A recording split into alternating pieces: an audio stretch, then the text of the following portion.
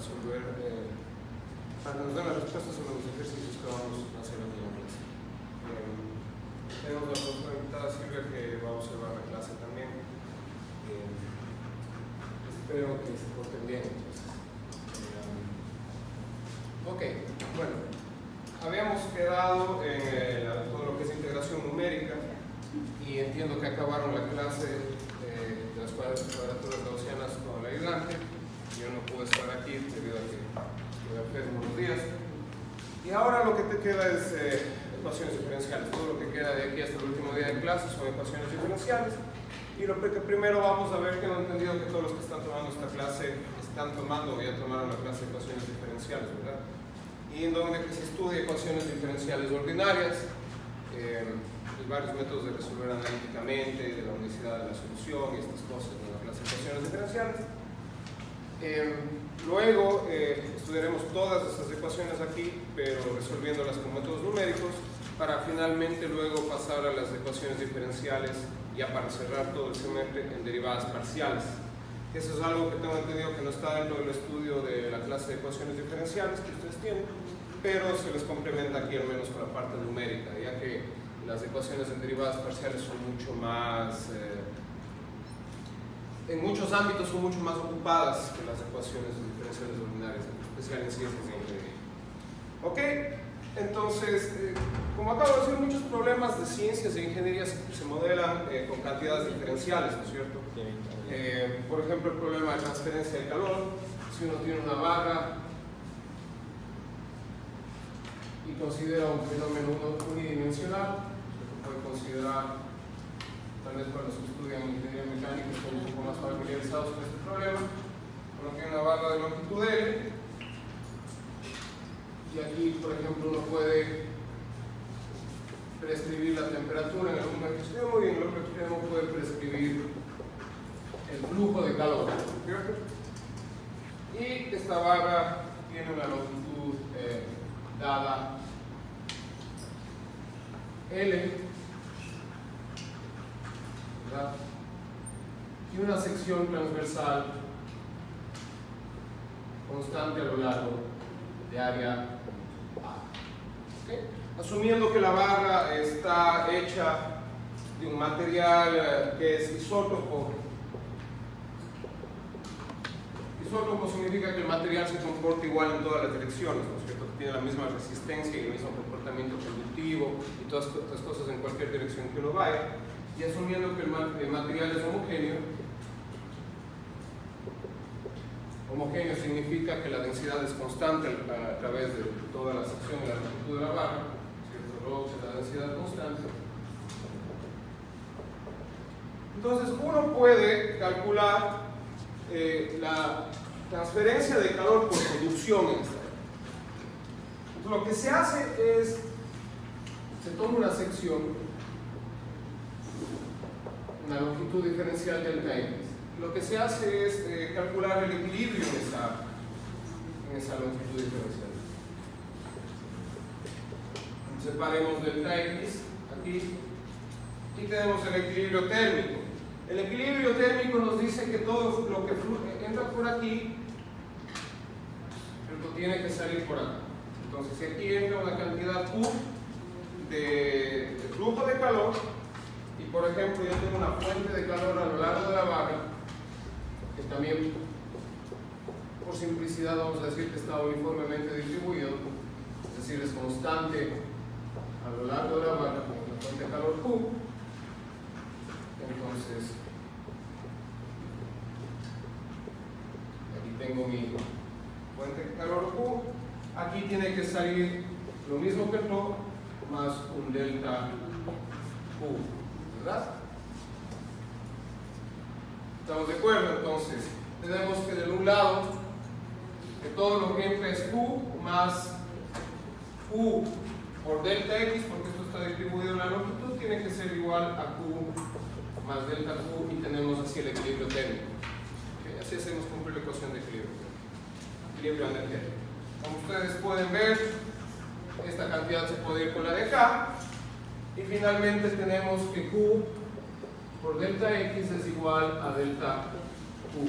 dividiendo todo para delta x, lo que tenemos es que delta q sobre delta x es igual a q.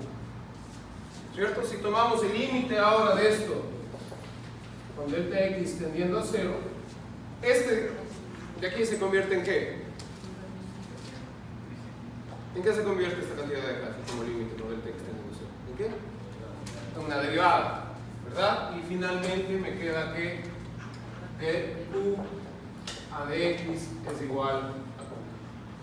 Y esta es mi condición de equilibrio térmico por conducción en la barra, ¿cierto? Entonces he llegado a una ecuación diferencial, ¿cierto? Ordinaria, de primer orden con respecto a q, que es el flujo de calor, a través de hacer un modelo matemático del problema físico, que en este caso es la transferencia a la conducción de calor. Supongamos que como el material es isótopo y homogéneo, tiene una constante de conducción térmica que llamamos K, y si los gradientes térmicos no son muy grandes y el material no se derrite y demás, podemos asumir que la conducción de calor se va a dar a través de la ley de Fourier, ¿cierto? ¿Qué dice la ley de Fourier? De conducción térmica dice que menos K, es decir, la conductividad térmica, por el gradiente térmico, donde que phi es la temperatura, es igual al flujo de calor. ¿Ok? Entonces, fíjense que ahora puedo enchufar esto de aquí acá y dejar mi ecuación diferencial todo en función ya no de Q, que es el flujo de calor, sino de phi, que es la temperatura. ¿Okay? Entonces, finalmente, asumiendo la ley de Fourier, que la ley de Fourier se mantiene, tengo que d cuadrado de phi a de x al cuadrado por k menos es igual a q. Tengo una ecuación diferencial ordinaria de segundo orden. Y esta es una ecuación típica, es una ecuación diferencial ordinaria, como las que ustedes estudiaron en las ecuaciones diferenciales, que sale de un modelo matemático de un problema físico, ¿no es cierto? Queremos resolver un problema físico que es conducción unidimensional de calor con una barra. Con todas estas hipótesis y demás, llegamos a esta ecuación diferencial que modela el problema. El rato que yo resuelvo esta ecuación diferencial, dadas las condiciones de contorno, ¿no es cierto? Porque ahora necesito imponer condiciones de contorno, ¿verdad? Sin las condiciones de contorno no puedo obtener una solución única. Y mis condiciones de contorno son que en x igual a 0, ¿cierto? Asumiendo que aquí yo pongo mis x y y, que en x igual a 0 la temperatura está prescrita, es 10 de 5 es un valor, ¿cierto? Y en x igual a n, el flujo de calor está prescrito, ¿cierto? Es cualquier cantidad prescrita, es decir, Q raya, si ustedes ven por la ley de Fourier, es igual a menos K de phi a de x. Entonces, en realidad, aquí en este lado estoy imponiendo condiciones sobre la primera derivada de lo que quiero averiguar, resolviendo la ecuación diferencial, ¿cierto? Y aquí estoy poniendo condiciones directamente sobre la cantidad que quiero averiguar, resolviendo mi ecuación diferencial. Entonces, cuando yo impongo directamente condiciones de borde o condiciones de contorno sobre la cantidad que yo quiero averiguar resolviendo mi ecuación diferencial, entonces esas se llaman condiciones de Dirichlet. Condiciones de borde de Dirichlet. Cuando impongo directamente sobre la temperatura, por ejemplo, en este caso, que es la variable para la que yo voy a resolver una vez que resuelva la ecuación diferencial, valga la redundancia.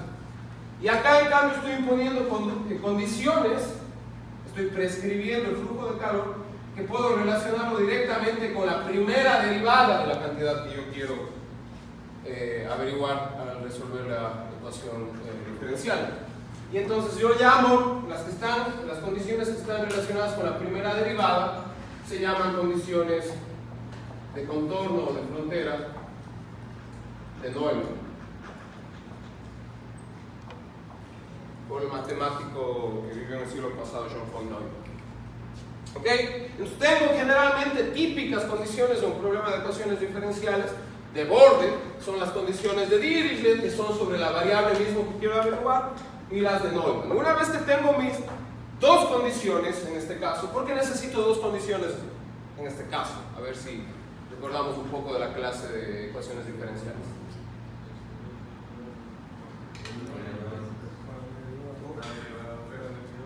¿Para qué? Porque está derivada dos veces, porque el orden de la ecuación diferencial es de grado 2, ¿no es cierto? Esto es de orden 2, tengo dos derivadas en mi ecuación diferencial, entonces necesito dos condiciones de contorno. Si tuviera una ecuación diferencial de primer orden, necesitara una sola condición de contorno, ¿no es cierto? Y si tuviera una ecuación diferencial donde que tengo tres derivadas aquí, necesitara tres condiciones de contorno. En este caso, como tengo un segundo orden en la derivada, necesito dos condiciones de contorno. En este caso, impuesto una de Dirichlet y otra de Neumann, podría imponer dos condiciones de Dirichlet, es decir, prescribir la temperatura aquí, en este extremo de la barra, y prescribir la temperatura en este extremo de la barra de acá. También vale eso y me da una solución que existe y es única, pero no puedo jamás prescribir dos condiciones de Neumann, es decir, no puedo prescribir el flujo aquí y el flujo acá. Ahí no me da una solución única, porque el problema es ill-posed, como se dice en inglés, mal propuesto, mal puesto. Entonces, aquí estamos tratando cómo las ecuaciones diferenciales están relacionadas en resolver problemas de ciencia y de ingeniería, cómo yo puedo realizar desde cero, derivar un modelo diferencial y obtener una ecuación que una vez que resuelvo, ¿qué es phi? Obviamente acabo de decir la temperatura en este caso en particular, pero en general phi no es como cuando uno resuelve una ecuación, un sistema de ecuaciones normales, ¿no es cierto? Donde encuentra x, y, z, y x es 5, y es 3, y z. Sino phi, una vez que resuelvo la ecuación diferencial y aplico las condiciones de contorno, es una función de x, ¿no es cierto? Ahora estoy buscando ya no una cantidad como la solución de la ecuación, sino estoy buscando una función, ¿no es cierto? Phi es una función de x, donde que x es este eje a lo largo de la longitud de la barra. ¿Ok? Esto como un repaso general de las ecuaciones diferenciales. ¿Alguna pregunta al respecto? Bueno, si no preguntan ustedes, entonces pregunto yo.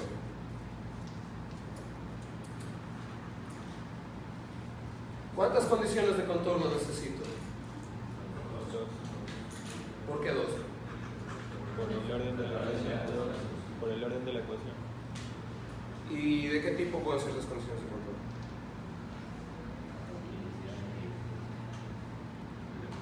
Algún valiente, pues. Todo está gritando, escrito en el pizarrón en la cara de cada uno de ustedes, ¿no? En dónde perderse. ¿De qué tipo pueden ser esas condiciones de contorno?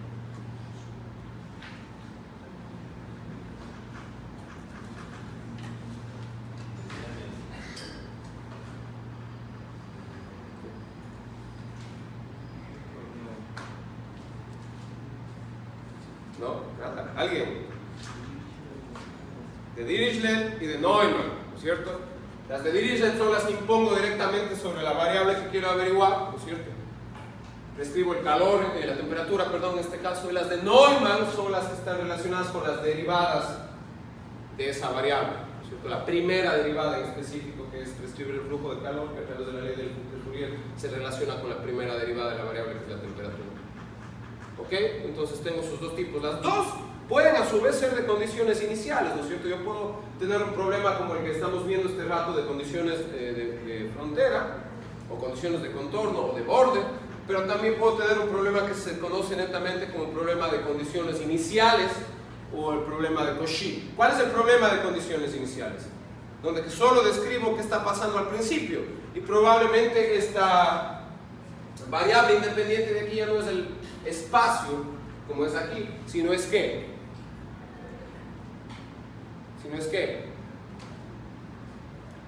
¿qué puedo cambiar en vez de hacer el espacio con una variable? ¿Para qué puedo resolver una ecuación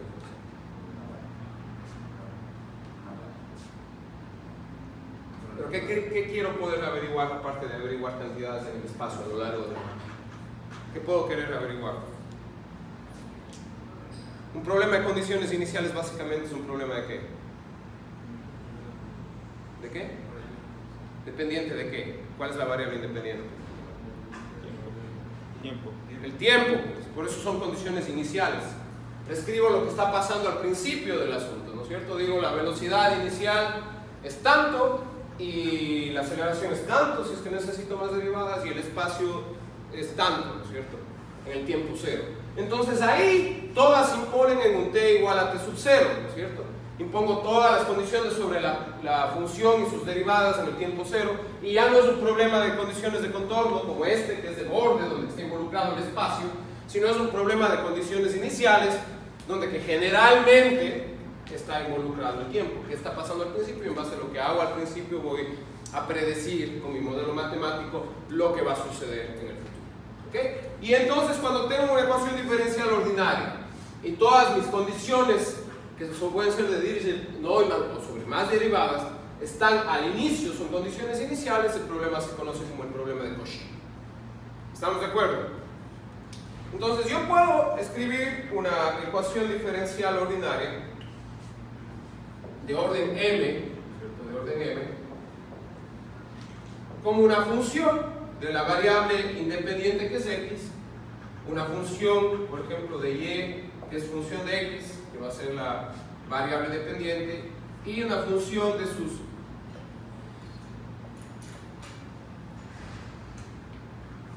m primeras derivadas. Esta función igual a 0. O sea, es la manera general de escribir una ecuación diferencial ordinaria, ¿sí? Donde que yo lo que quiero averiguar es esta cantidad de aquí, y de x, ¿no es cierto? Entonces, esta función en general es función de mi variable independiente, que puede ser t también el tiempo, por ejemplo, y que es lo que yo quiero averiguar resolviendo mi ecuación diferencial, y todas sus m derivadas cuando mi ecuación diferencial es de orden m. Ahora, ¿cuál es el asunto? El asunto es que cuando se trata de ecuaciones diferenciales ordinarias, siempre se puede dividir una ecuación diferencial de orden m en ecuaciones de orden 1, ¿no es cierto? Tal vez eso aprendieron ya en la clase de ecuaciones diferenciales, ¿verdad? ¿Vieron eso? Si yo tengo una ecuación diferencial ordinaria de orden m, por ejemplo, de orden 2, ¿en cuántas ecuaciones diferenciales ordinarias de primer orden puedo dividir o partir esa ecuación diferencial ordinaria de orden 2? ¿En cuántas? 2, ¿no es cierto? Igual al orden, ¿no es cierto? Por ejemplo, en este caso, ¿cómo hiciera la partición? ¿Cómo convirtiera esta ecuación en dos ecuaciones diferenciales ordinarias de orden 1?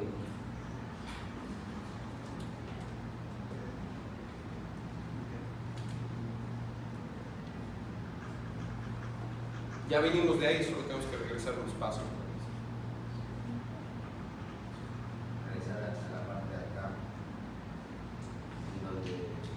Por aquí, ¿no es cierto? Yo puedo, a mi primera derivada, es decir, a de phi, a de x, en principio, vamos a hacer algo un poco diferente, aquí llamarle q, ¿no es cierto? Entonces, la primera derivada, es decir, phi' es igual a q, y reemplazo el valor de phi 2', que es la segunda derivada, es igual a q', ¿no es cierto? Entonces, phi 2' tengo aquí, reemplazo esto por q', me queda menos k por q' menos q es igual a 0. Esa es una ecuación diferencial, multiplico todo por menos 1 y se me hace más. Y mi otra ecuación diferencial no es nada sino la que me cambia la variable, ¿no es cierto? Es decir, phi' menos q igual a 0. Y convertí mi única ecuación diferencial ordinaria de segundo orden, de grado 2, en dos ecuaciones diferenciales ordinarias de grado 1, un sistema de dos ecuaciones diferenciales ordinarias de grado 1. ¿Y por qué esto estoy resaltando aquí? ¿Y por qué esto es importante?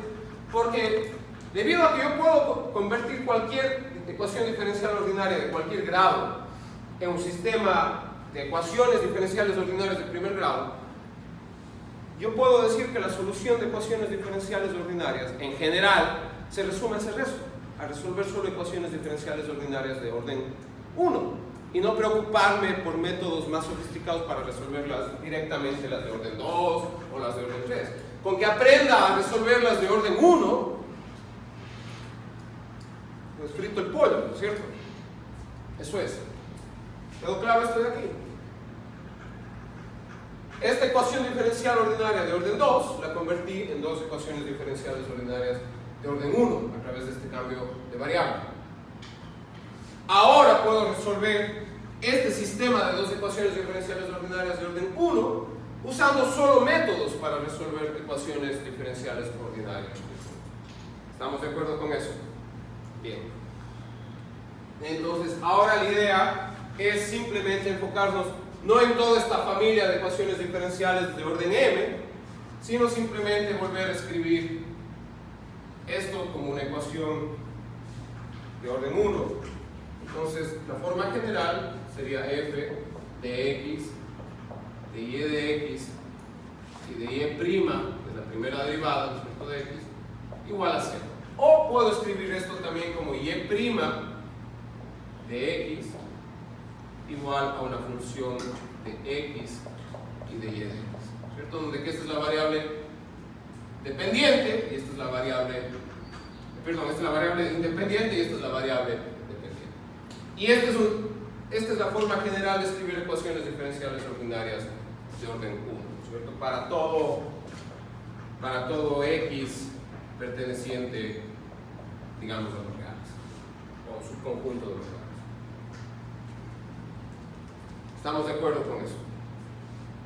Bien, entonces ahora enfoquémonos en los métodos de resolución de este tipo de ecuaciones diferenciales, ¿ok?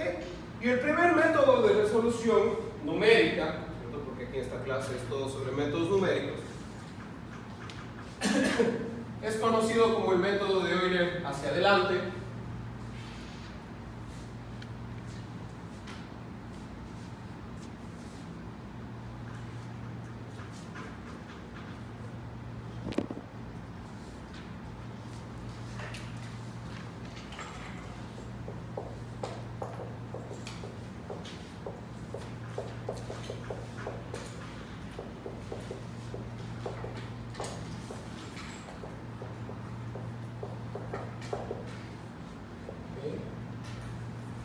¿Y de qué se trata el método de Euler adelante?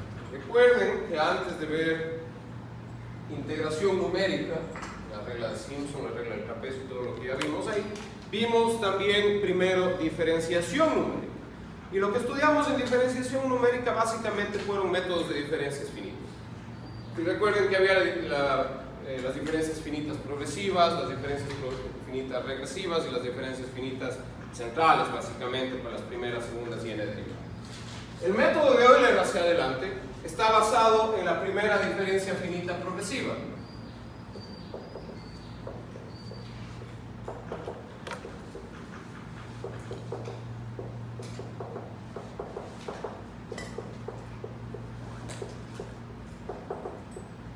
Que si recordamos, era la aproximación de la primera derivada, ¿cierto?, en el punto i.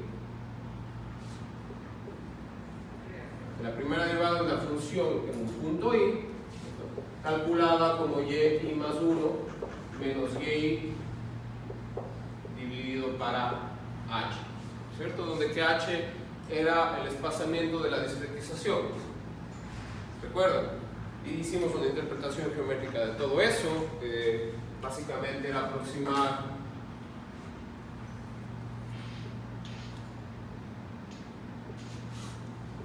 recuerden un poco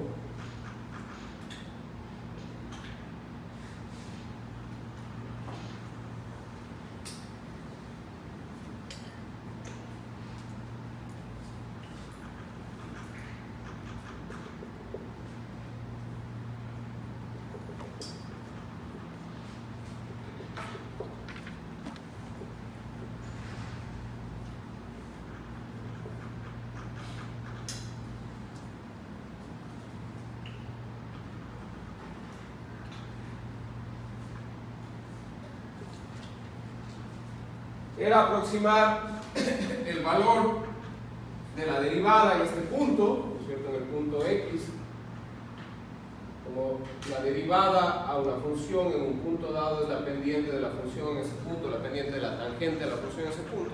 Simplemente la primera diferencia progresiva era aproximar el valor de esta pendiente, ¿cierto?, utilizando la recta secante que pasa por estos dos puntos.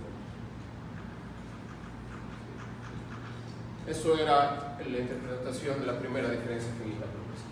Entonces, ahora fíjense que acá lo que hemos hecho es escribir y' de x como una función de x y y de x. O sea, la primera derivada de la función es una función de x y de la función misma. Eso es una ecuación diferencial. Entonces puedo sustituir aquí y' evaluado en y. Y recuerden que esto tenía un error del orden h, y a través de la serie de Taylor demostramos de dónde salía este error. Entonces ahora puedo sustituir aquí el valor de y' como el valor de f de esta función, que es función de x y de y, ¿cierto? Entonces es f evaluado en el punto y, ¿cierto? F en y no es nada sino igual a x y sub i, donde que y sub i es mi aproximación numérica al valor real de la solución de la ecuación diferencial. Despejo de aquí y sub i, sin tomar en cuenta la parte del orden del error. Despejo de aquí y sub i, entonces me queda y más 1 menos y es igual a h por fi, y ahora despejo y más 1 es igual a y más h por fi, ¿cierto? Y el orden del error, recuerden una vez más del error de orden h, desde que h es la discretización, ¿no es cierto? Es el paso, que se conoce como paso, que es la distancia que hay entre dos puntos de la discretización. Y esto se conoce como el método de Euler hacia adelante. ¿Ok? ¿Preguntas?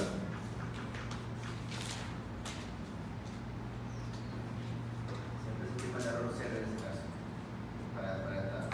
Para la ecuación siempre el tema del error como cero. Esto es O.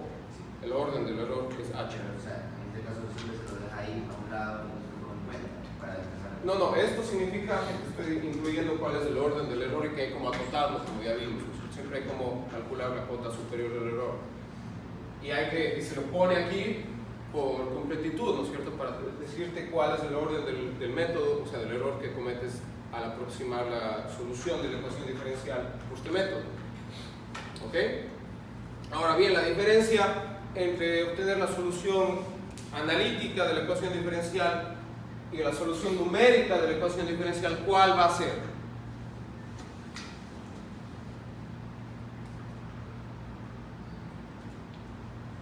¿Cuál es la diferencia entre la solución analítica y la solución numérica?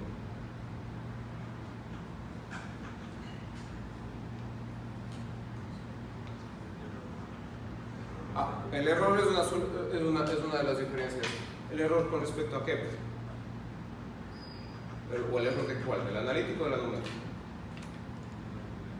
La analítica es la analítica, no tiene error, ¿no? Se resuelve el problema diferencial exactamente. La numérica es la que va a tener el error y estamos aceptando el error. Pero básicamente, en la solución analítica de la ecuación diferencial yo tengo una función. Obtengo el valor de la función, ¿no es cierto? Obtengo que y, por decirlo, y de x, que es mi función solución, es igual a x al cuadrado menos 3x más 10. Algo así, ¿no es cierto? Obtengo una función donde te enchufo aquí igual cualquier valor de x del dominio y me boto un número y. En la solución numérica, yo solo obtengo los valores aproximados a la solución en ciertos puntos, ¿no es cierto? En ciertos puntos de mi discretización. ¿Qué puntos? Los puntos x, y. ¿Y cómo discretizo mi dominio en puntos x, y? ¿Cómo hago? Tengo el paso h, ¿no es cierto? H es la distancia entre dos puntos que yo quiero calcular. Entonces, si yo quiero la solución de mi ecuación diferencial en el dominio AB, ¿cierto? Si x pertenece al intervalo AB, entonces el número de puntos va a ser B menos A sobre H, ¿cierto? Va a tener, este es el número de intervalos, y el número de puntos va a ser el número de intervalos más 1, ¿cierto? N más 1. Entonces voy a tener n más 1 puntos con este h o cualquier h donde que encuentre la solución. ¿Y cómo calculo los xy? Xy no es nada sino el x sub 0. El x sub 0 en este caso es a, ¿no es cierto? El x sub 0 es el primer x, más i h, ¿no es cierto? Donde que i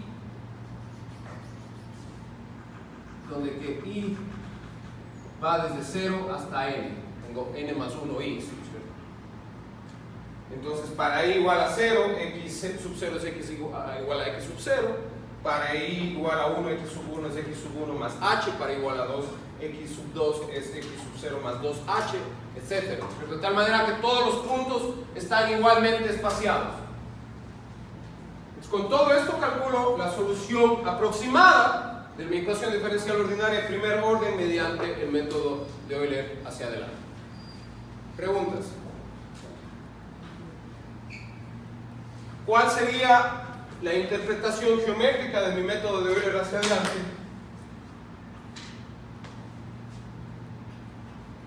Supongamos que conocemos la solución de la ecuación diferencial, es esta de aquí. Supongamos que esta es la solución de la ecuación diferencial, es decir, y igual a f de x, una función, de y. Esta es la solución analítica dentro del intervalo a b. Pero como es una solución diferencial, ecuación diferencial ordinaria de primer orden, ¿cuántas condiciones de contorno necesito? Una sola, ¿no es cierto? Entonces es siempre un problema de condiciones iniciales, es siempre un problema de Cauchy, es siempre un problema de condiciones iniciales. Entonces, básicamente necesito una condición aquí. ¿Qué está haciendo el método de Euler hacia adelante? Como yo tengo la condición de contorno, o la condición inicial, entonces en el primer dato, en el primer valor, no va a haber error. Ese es el que me da el problema. ¿Ok? Entonces esta es mi solución aproximada, esto es y sub 0. Y aquí, pues, y sub 0 es mi solución aproximada, es igual en este caso a y de x sub 0. X a igual a x sub 0. Luego lo que hace el método de Euler hacia adelante, supongamos que aquí tengo entonces y sub 0, el primer valor de i, más h por f sub 0, ¿cierto? H es una distancia entre dos puntos de la discretización, ¿no? Entonces yo divido esto en un número de puntos, donde que aquí cada uno de estos está separado por una distancia h, la distancia de aquí, h. Entonces h multiplica a f sub 0. F sub 0 no es nada sino y' evaluada en x sub 0, es decir, la primera derivada de la función solución en el punto x sub 0. ¿Y qué es la primera derivada de la función? La tendiente. Entonces estoy multiplicando esta distancia h por la tangente de la pendiente, ¿no es cierto? Es decir, estoy sumándole un y, una altura. Básicamente lo que está haciendo es chuteándome el valor acá.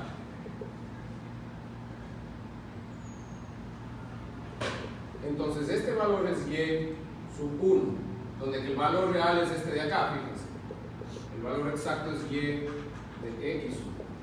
Pero como yo estoy aproximando utilizando la pendiente en este valor y de multiplicado por h para crecer esta altura, ¿no es cierto? ¿Se entiende el porqué? Multiplico la pendiente por esta distancia, entonces me da esta altura. Tangente de teta, bla bla, no me queda cuarto curso de colegio. Okay. Entonces, yo tengo que aquí ya tengo un error. Este error es la distancia entre estos dos puntos. Ahora, parado aquí, enchufo aquí y1 para el siguiente y1, y ahora tengo f en 2. ¿No es cierto? F2 es nada sino la pendiente evaluada en el punto 2, ¿no es cierto? Etcétera. Entonces, partiendo de este error que ya tengo aquí de mi aproximación, calculo la pendiente de la función en este punto y chuteo, por ejemplo, acá. Y esto es y3 cuando el valor exacto es este de acá. Entonces, eso es lo que hace Euler hacia adelante geométricamente. O sea, me paro aquí y aproximo el siguiente valor con la pendiente que yo tengo aquí, dada mi distancia h. ¿Ok? Esta es la interpretación geométrica del método de Euler. ¿Preguntas?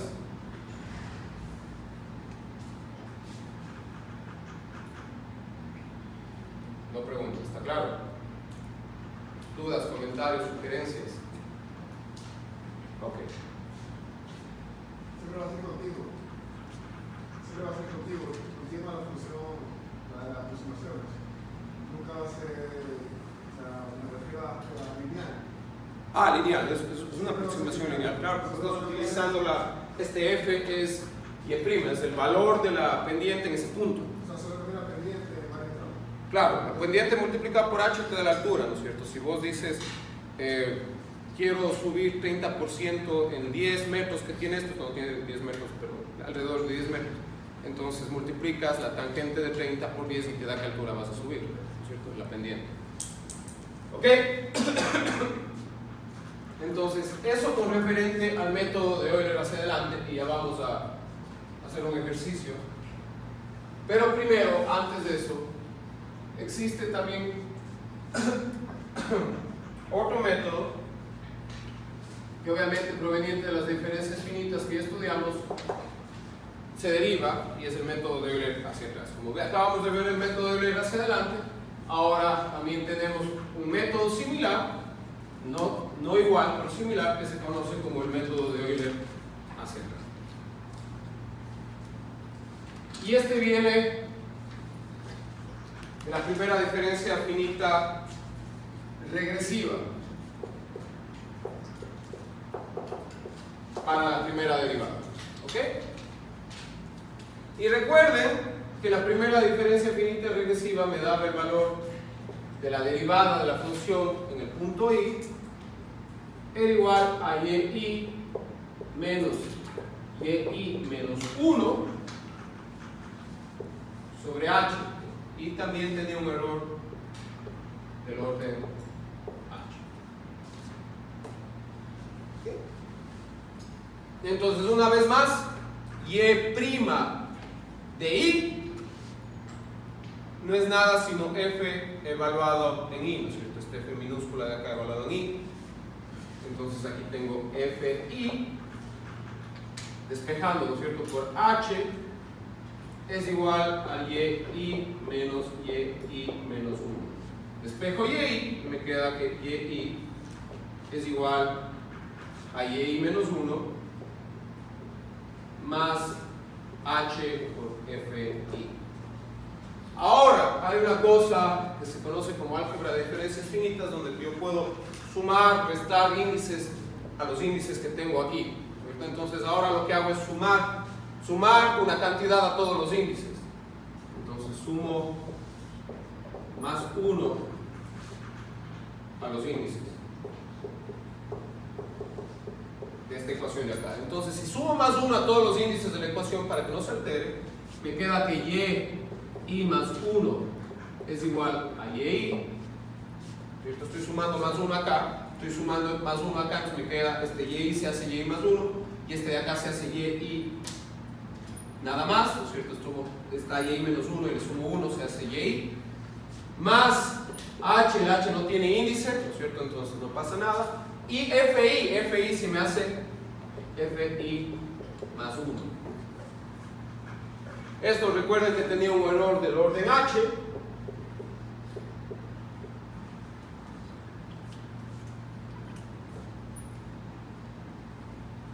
Y esto se conoce como el método de Euler hacia atrás.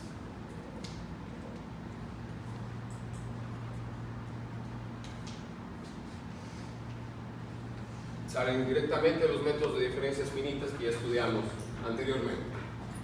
Bien. Entonces, resolvamos un ejemplo rápidamente para que se asiente todo esto que está todavía en grado de teoría.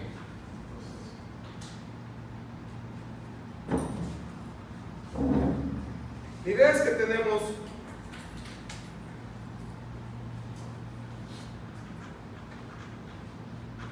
esta ecuación diferencial, ¿no? Y' es igual a menos y más x más 1. Esta es mi ecuación diferencial mi condición inicial, ¿no es cierto? Como es una ecuación diferencial ordinaria de primer orden, porque tengo solo una derivada, esto es todo lo que tengo en mi variable dependiente, necesito una sola condición de contorno y por lo tanto es una condición inicial y digo que y en 0, o sea, cuando x vale 0 es igual a 1. Ahí está el problema diferencial. La idea es encontrar la solución de esto en el intervalo 0, 1. ¿Okay? Esta ecuación diferencial tiene solución analítica. ¿Cómo resuelvo esta ecuación diferencial analíticamente?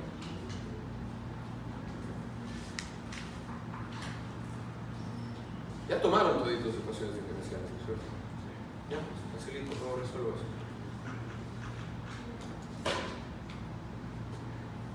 Tomaron significa pasar, ¿no es cierto? O sea, tuvieron más de 60. Más de 60 significa que algún conocimiento les quedó. ¿Cómo resuelvo esa ecuación diferencial analíticamente?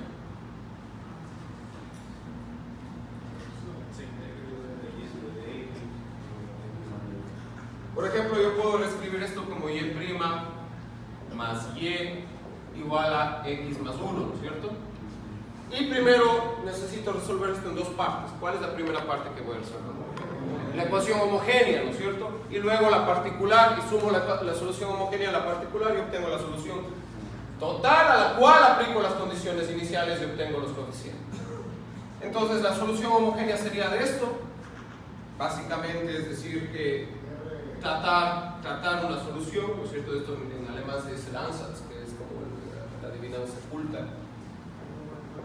Y x es igual a e a la alfa x, esto es solución de esta ecuación según yo, ¿no es cierto? Entonces, porque y' de x es igual a alfa e a la alfa x, ¿cierto? Si sustituyo y' aquí y acá me queda que alfa e a la alfa x más e a la alfa x, como estoy resolviendo la parte homogénea, ¿no es cierto? Es igual a 0, donde que tengo que alfa más 1 por e al alfa x es igual a 0, esto no puede ser igual a 0, entonces tiene que esto ser igual a 0, donde que inmediatamente alfa es igual a menos 1. Entonces ya sé que mi solución no es nada sino y de x homogénea es a una constante c, fulana de tal, multiplicado por e al alfa que es menos 1, ¿no es cierto? Entonces, e a la menos x. Y de ahí paso a la parte particular, a la solución particular. Mi solución particular, como aquí tengo un polinomio de grado 1, ¿no es cierto? Entonces mi solución particular básicamente es ax más b, ¿no es cierto? Donde que y' particular es igual a sustituyo, ¿dónde está mi ecuación diferencial? Se me borró. Aquí, sustituyo acá, entonces me queda a más ax más b, tiene que ser igual a x más 1. Agrupo los términos en x, ¿no es cierto? Entonces me queda ax y agrupo los términos independientes, más a más b, esto es igual a x más 1, entonces a tiene que ser igual a 1 y b, a más b tiene que ser igual a 1, si a es igual a 1, b tiene que ser igual a 0, ¿no es cierto? Entonces ya tengo mi solución particular no es nada sino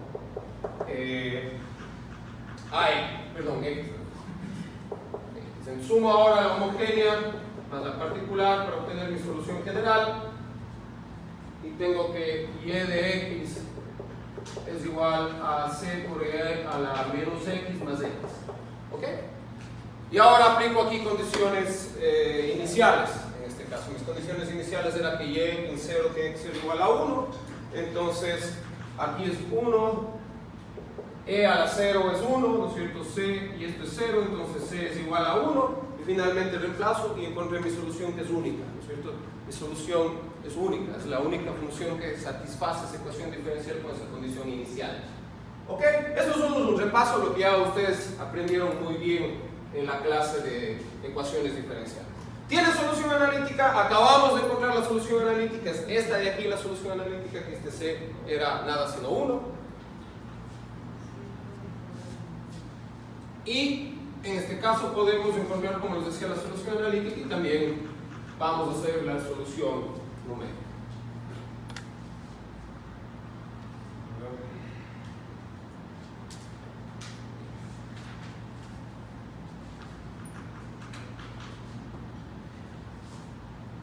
Ahora yo quiero aplicar, por ejemplo, Euler hacia adelante.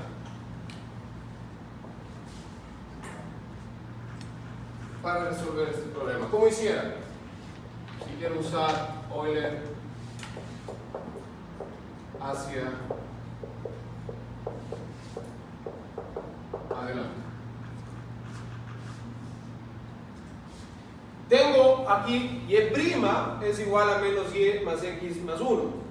Acabo de decir que yo puedo escribir y' como una función, ¿no es cierto?, de x y de x. Recuerden, ¿cuál era la ecuación de Euler hacia adelante? Y más 1 es igual a y. ¿Qué más?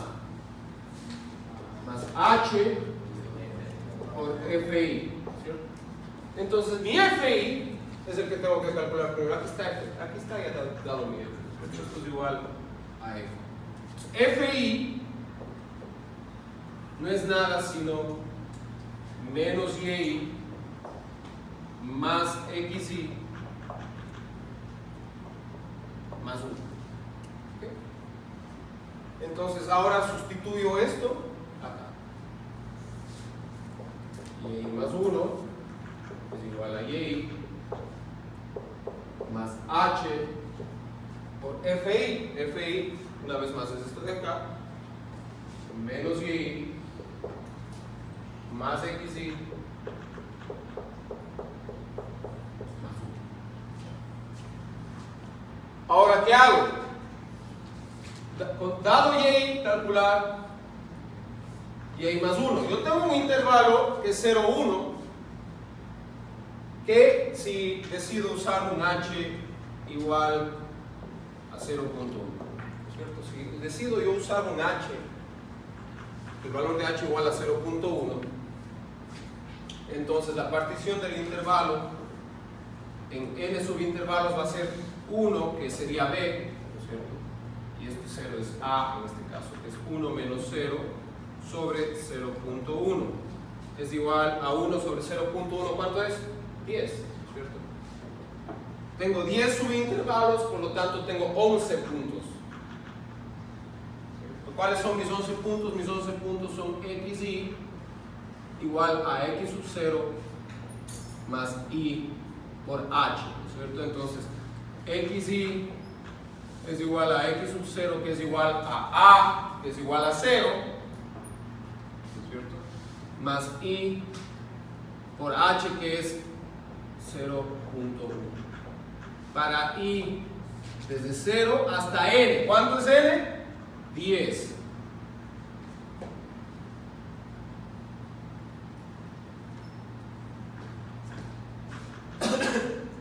Por situación de elegancia siempre buena en las matemáticas, puedo simplemente agrupar los términos que tienen y de este lado. Entonces, y más 1 es igual a 1 menos h por y más h por xy más 1. ¿Ok? Así. Pero h es 0.1, ¿no es cierto? Entonces y más 1 es igual a 0.9. 1 menos 0.1 es 0.9. Y más 0.1 por xy. Entonces ahora sí vamos, para y igual a 0, ¿cuánto es x sub 0? ¿Cuánto es x sub 0? ¿Cuánto vale x sub 0? 0, ¿no es cierto? Y que vale 0 por 0 punto. Entonces x sub 0 es igual a 0. ¿Ok? Entonces aquí tengo x sub 0. Para y igual a 0 tengo aquí x sub 0. ¿Y cuánto vale y sub 0? ¿Cuánto vale y sub 0?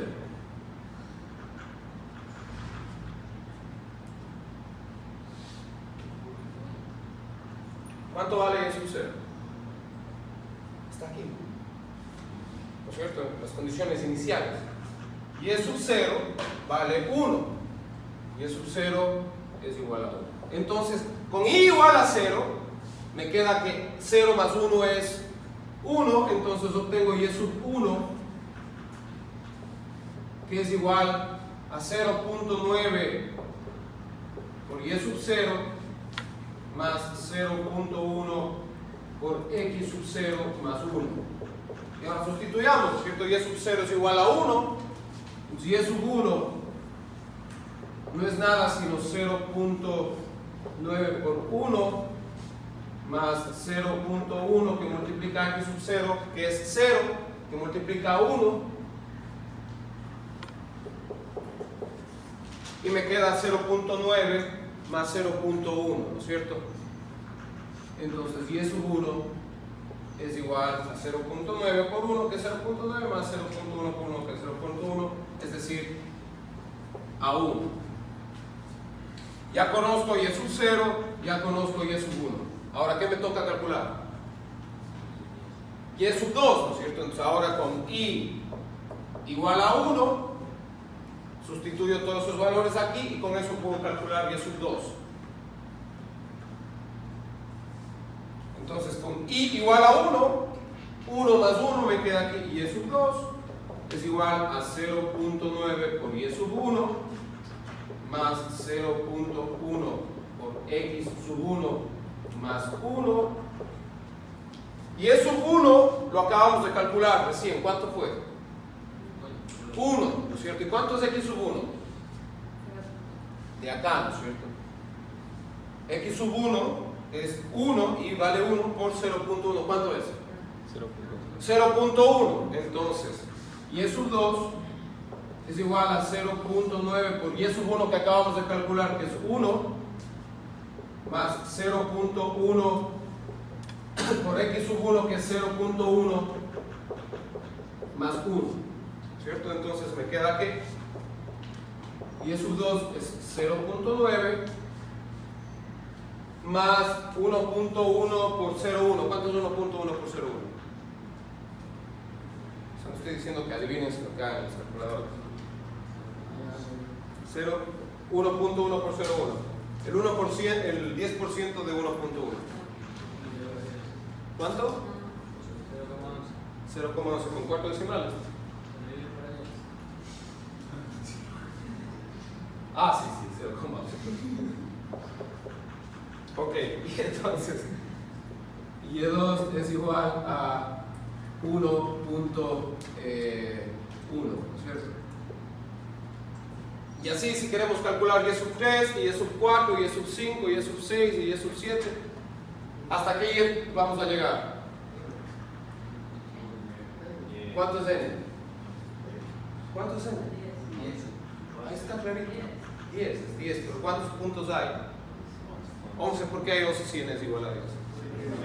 Porque parto desde 0, ¿no es cierto? 0, 1, 2, 3 hasta 10, ahí hay 11 números. ¿Ok?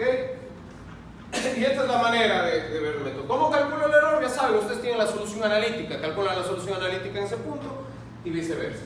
Entonces ahora ya pueden practicar ustedes solos un ejercicio.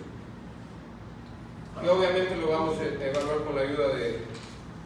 Vamos a evaluar sus respuestas con la ayuda de Elizabeth y las cartitas. De resolver esta ecuación diferencial de xy' más 2y igual a 4x al cuadrado con las condiciones iniciales y de 3 es igual a 2 con un h igual a 0.2 en el intervalo 3 a 5.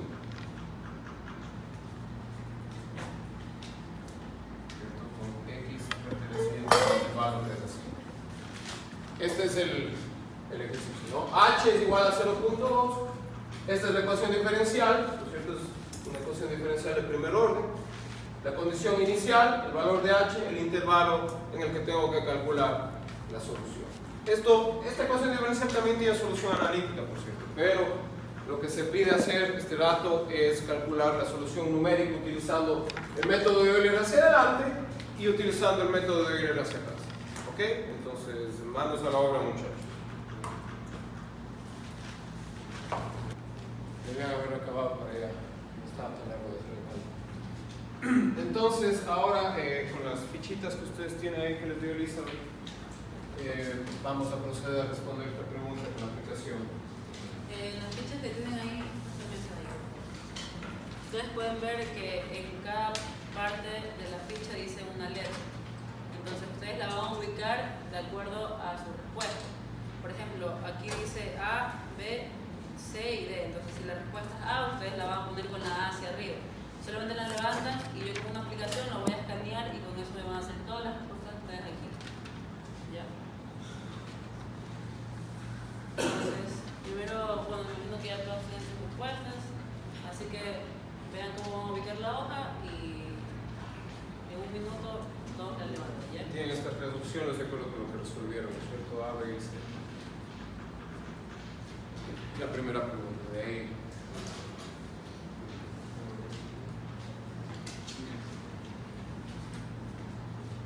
Lo que ustedes creen que sea la respuesta, A, B o C, pongan la hoja con la A, con la B o con la C hacia arriba, para que poder escanear. Bueno, por favor todos alcen la hoja tal como es su respuesta, ¿ya?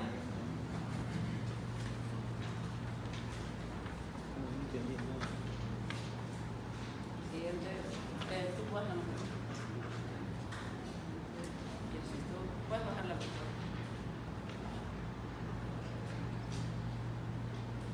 Creo que la tienes mal ubicada. O sea, no se puede. Sí. Ahí sí está bien. Atrás. La tuya. Ahí está. Ahí está.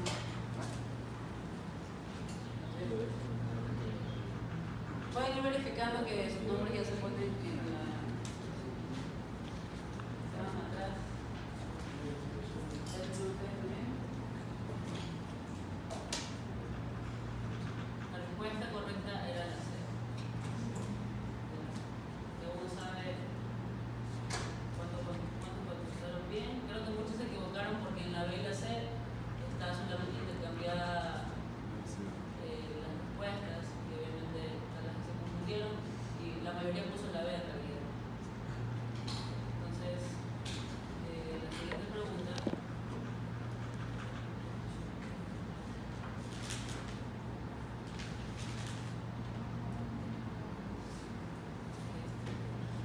Con la respuesta que ya hicieron en el ejercicio anterior, van a hallar Ahora calculen el error relativo.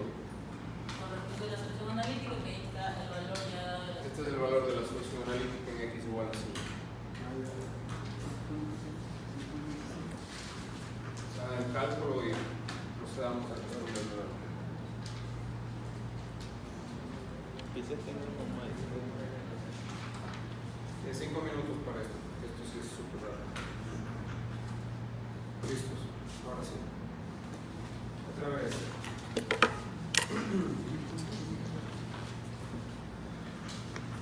A ver, todos alcen los ojos, por favor. ¿Está? Del lado que creo que la respuesta hacia arriba.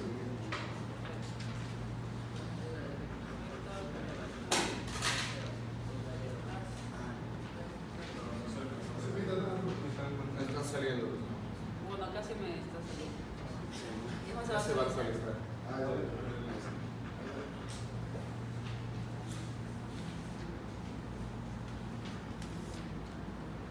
Ya, creo que todos están, ¿verdad? ¿Alguien que falta?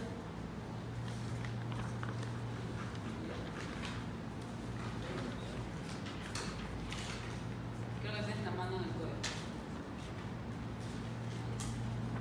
Creo que la mayoría se da. El 70%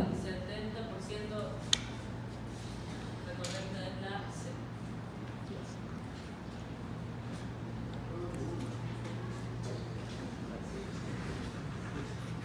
Pongo el gráfico. No, esto es para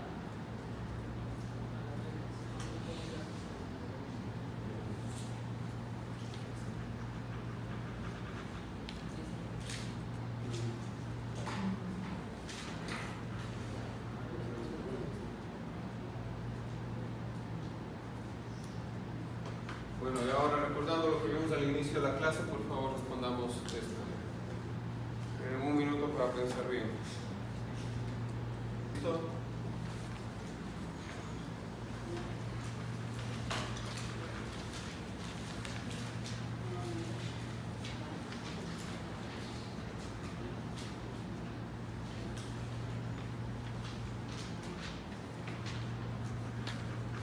La tuya está en 4 otra vez.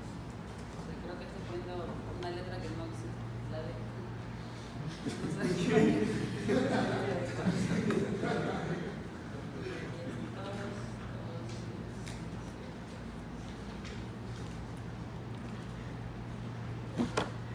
¿Quién falta? Entonces señala ya para acá. Por el internet. Sí, aquí ya.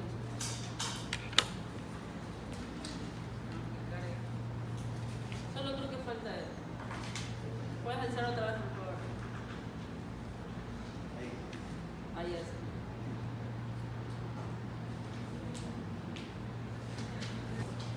Bueno, esto acabamos de decir al principio de la clase, ¿no es cierto? ¿Cuáles son las condiciones de Dirichlet? Son las que se imponen sobre la variable dependiente y ¿cuáles eran las otras condiciones? Neumann se pronuncia. Neumann. ¿Y cuáles son las condiciones de Neumann? Las que se imponen sobre la primera derivada de la variable dependiente, ¿no es cierto? Y es variable dependiente, no es independiente porque encontramos y como una función de x, ¿verdad? Es por eso que es una variable dependiente. Y esa es la solución de la ecuación diferencial a su vez. Entonces las de Dirichlet, que son las que hemos estado utilizando para resolver ecuaciones diferenciales de primer orden, se imponen directamente sobre la variable y las de Neumann sobre su primera derivada. ¿Ok? ¿Qué pasa?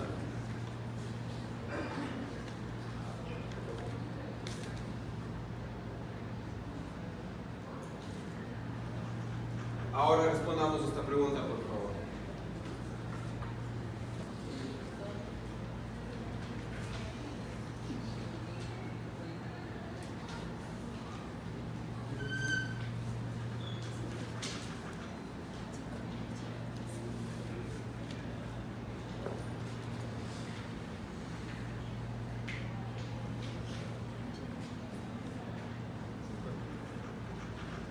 ¿Ya salieron todos? ¿Quién falta? ¿No hay más? Veamos. ¿No falta nadie?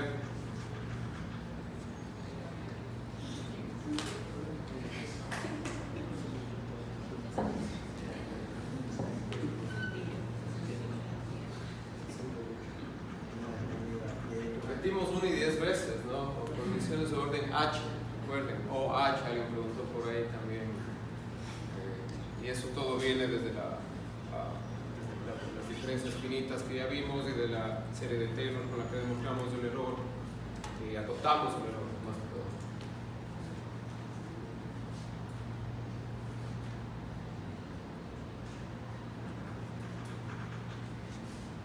Finalmente esta de aquí, nada difícil, súper sencillo.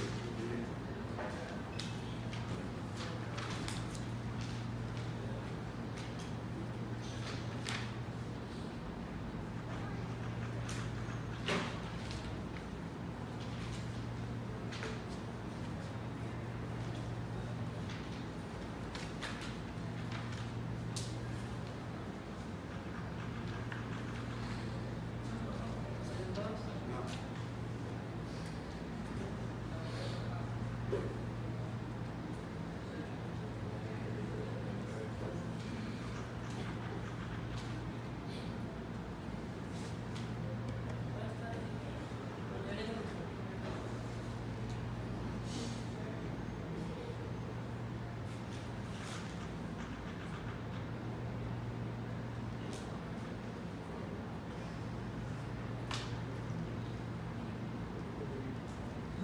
Recuerden que se pueden resolver ecuaciones diferenciales ordinarias de primer orden, para eso sirve. No sirve para las de segundo orden, no sirven para las de tercer orden, sirve para las de primer orden, las que tienen una sola derivada ahí.